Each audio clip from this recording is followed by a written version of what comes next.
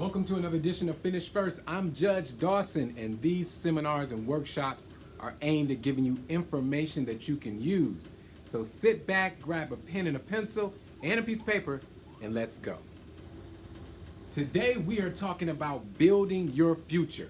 But first we have to start with the general principles that we've been working through all of these workshops, the elements of being a cycle breaker. And remember, a cycle breaker is anyone, me and you, when we decide to break a cycle that's been going on in our lives. Maybe it's something that's been happening in our family, maybe it's something in our community, but either way, we have recognized the need to break a cycle. That is element number one. Sit back and figure out what is it that you want to change. Maybe it's in your personal life, maybe it's in your family, maybe it's in the community at large, but that is the thing that we're gonna work on every day as cycle breakers until you achieve that goal. And that's just step number one. Step number two, after you've recognized the need to break a cycle, you have to make a commitment to breaking the cycle. Committing to breaking the cycle. See, commitment is so hard because every day there are millions of things coming at us. In fact, you have so many thoughts in your brain over the course of a day, it's hard to keep track of them.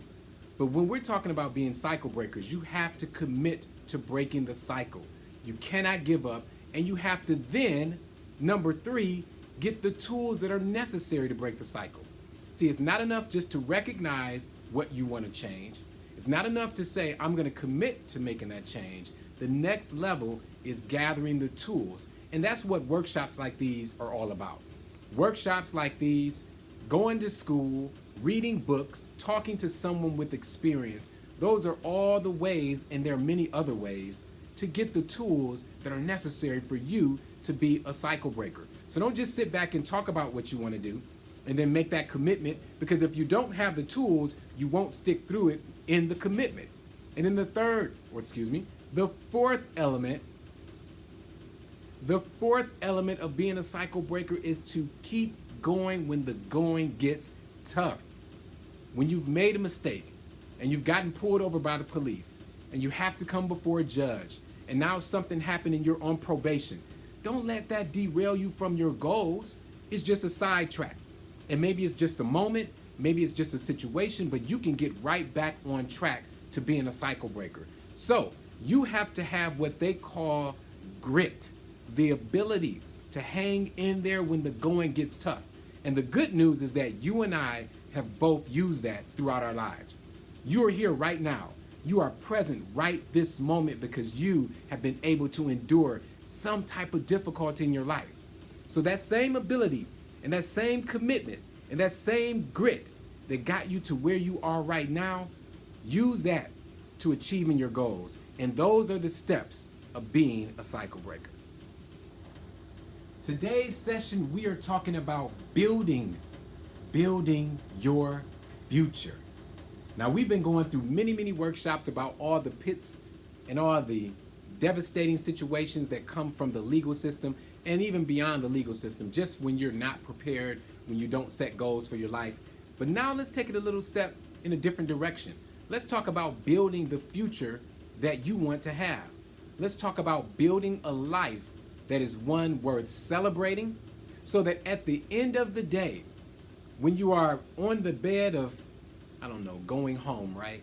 And you're about to breathe your last breath, what do you want to say that you accomplished?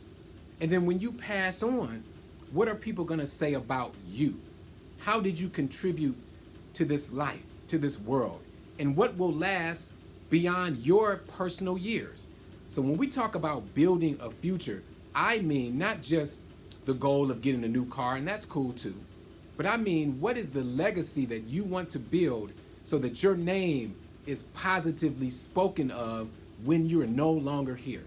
And that's the mission that we have as cycle breakers. We want to change the world, but you also want to leave the world a better place.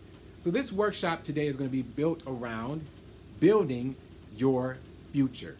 So the first thing I want you to consider with building your future is, what is it that you want to accomplish? What gets you excited? So I ask you that question about being excited because that's where it really all boils down to. See, a lot of times we don't know. Like, You don't know what you want to do. You don't know what you want to be. I love asking that question to people who come in my courtroom. Where do you see yourself in the next 3, 5, 10 years? And I don't do it to put them on the spot. I do it because oftentimes we just don't contemplate it. But it's something really important to think about. Where do you want to be in the next 3, 4, 5 years or more? And it starts with simple things like, what am I passionate about? What is it that gets me up in the morning, that can get me going? Whatever that is, that's a clue into something that maybe you should be doing professionally or building a legacy around. So the question is, when you're trying to figure out what is it that you want to do, what do you want to build? The first step is to ask yourself, what am I passionate about? Even beyond being passionate, what do you like to do? Like some of you like playing basketball. That's something that you like to do. So for this general beginning, write it down. We don't want to talk about why you can't be a basketball player or what you need to do to get there. Right now, for this exercise, we're going to write down, we're going to brainstorm all the things that you like to do. So the first step was writing down what you're passionate about. And now I want you to write down what are the things that you like to do. And then the third thing that I want you to consider is what gets you motivated. Like, what do you watch on TV and it gets you kind of pumped up? Or maybe it's something that you hear. Those are clues into things that you could develop as your passion or as your goal or as the project that you want to build. So, what am I passionate about? What do I like? And what gets me motivated? Those are the steps to figuring out what you want to build. Now, we're still talking about identifying what it is that you want to build. Now, we can always think about what it is that you want to do, what makes you passionate, what gets you motivated, but there's another step to it that people often forget. What is it that you don't want to do? Or what is it that you don't want to be? Now, I don't know if you can see behind me, but I'm looking at my screen and I can see lights at the top, right around there. I'm a judge and I'm in my court chambers, and those are police lights because they're coming from outside my window. So that sparks something in my head. You may not know what you want to do, but you surely know what you don't want to do, right? Like you don't want to be arrested by police. You don't want to be caught up in this legal system. And what's interesting about that is that there are tools and techniques. We've been talking about them for weeks. Just go back and replay any of the videos. We've been talking about the tools and techniques that you can use to make sure that you don't end up a victim to this legal system. And then, let's be honest, there are times where you will end up as what's called a victim, or what is definitely a victim of the legal system, and you haven't even done anything wrong. But when that happens, there are tools and techniques to navigate that safely. And then there are the tragic situations where you just don't have any control and things go totally out of control and we have really bad situations. Those are the ones we can't avoid, and those are the ones that God is just going to have to take care of. But I'm speaking to you and I as cycle breakers, those of us who have that option, those of us who are developing the tools to make sure that our life is generally moving in the direction that we want it to go. I'm not talking about those aberrations where all of a sudden we are thrown in a situation that we can't control. I'm talking about controlling what you can control. So when we're talking about what you want to build, one side of the coin is identifying the things that you like, that you're passionate about, and that get you motivated. But then the other side of the coin is identifying the things that you don't want to do and you don't want to be. So if you know that you don't want to be caught up in the legal system, your interactions with police officers will be a little bit different than someone who just doesn't care. If you know that you don't want to lose a job that's important to you, then the way that you behave on that job, the amount of times or the number of times that you call off without excuses, the number of times that you get into meaningless debates and arguments with your coworkers, those will reduce if you know that you don't want to lose the job and you keep that in the forefront of your mind. If it's something that you want to be, let's say an athlete or an entertainer, you're going to know that, hey, I'm not going to sit around and waste my time. So you don't want to waste time because you don't want to fail at that particular goal. So what we're talking about right now is how to build your future, and you have two sides of the coin. Identifying the things that you want because they make you happy, you like them, they motivate you, you're passionate, But at the same time, identify the things that you don't want to do and where you don't want to be and how you don't want your life to look. Those are the tools that will help you move along this path of building your future. So we're making our way through the question, what do you want to build? And let me just be honest with you. When you decide what it is that you want out of your life, everything that you do should be in the direction of building that.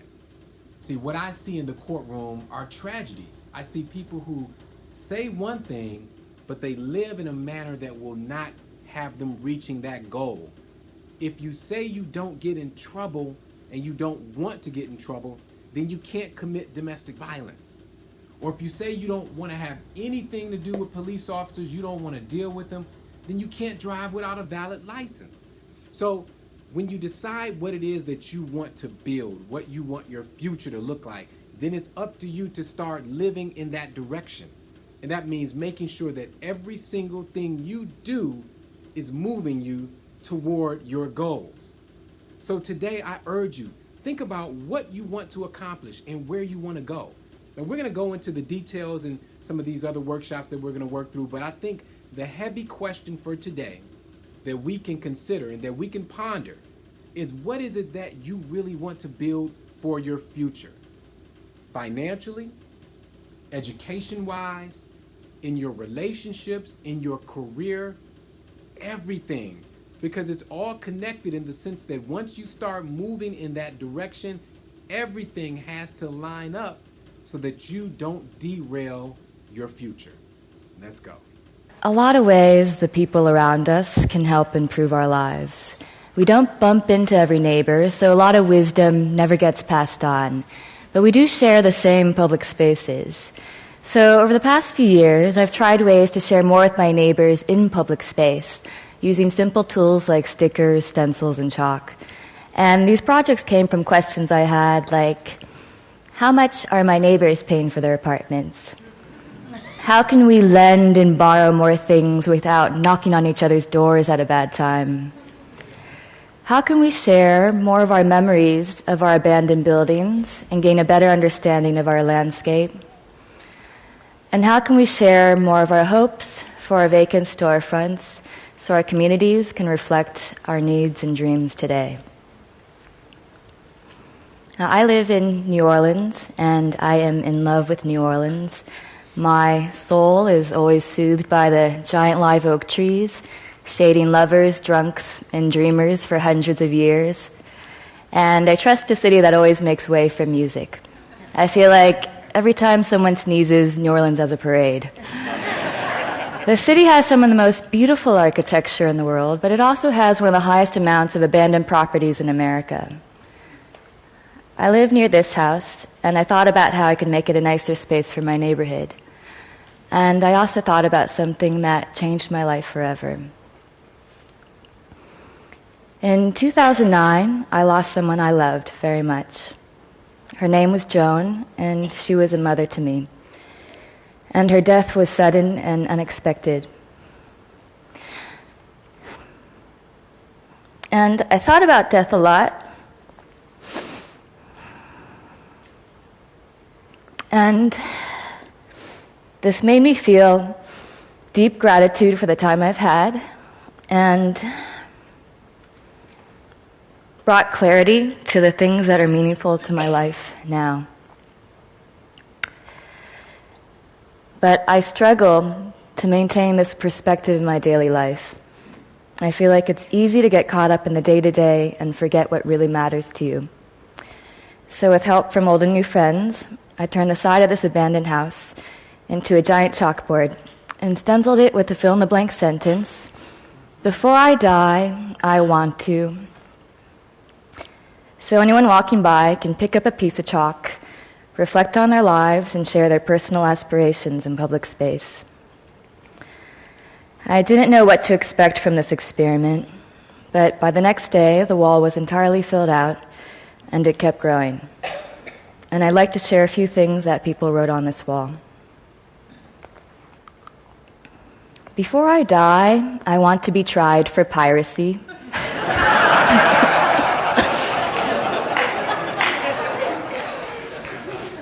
Before I die, I want to straddle the international date line. Before I die, I want to sing for millions. Before I die, I want to plant a tree. Before I die, I want to live off the grid. Before I die, I want to hold her one more time.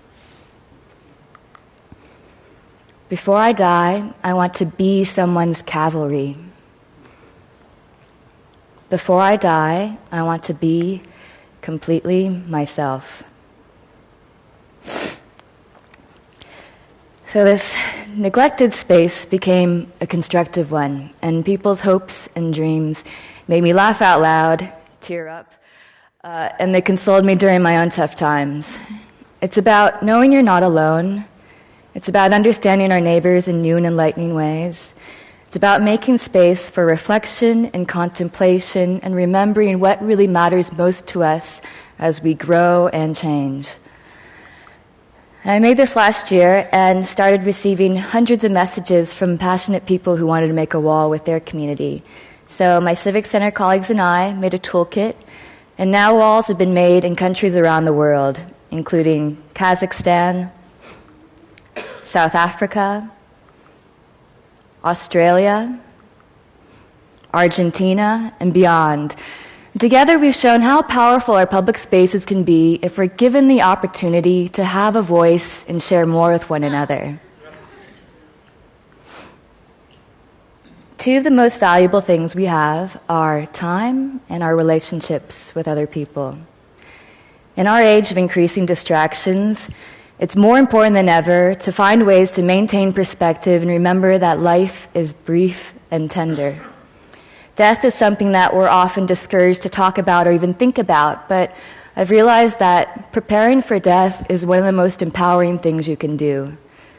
Thinking about death clarifies your life. Our shared spaces can better reflect what matters to us as individuals and as a community. And with more ways to share our hopes, fears, and stories, the people around us can not only help us make better places, they can help us lead better lives. Thank you.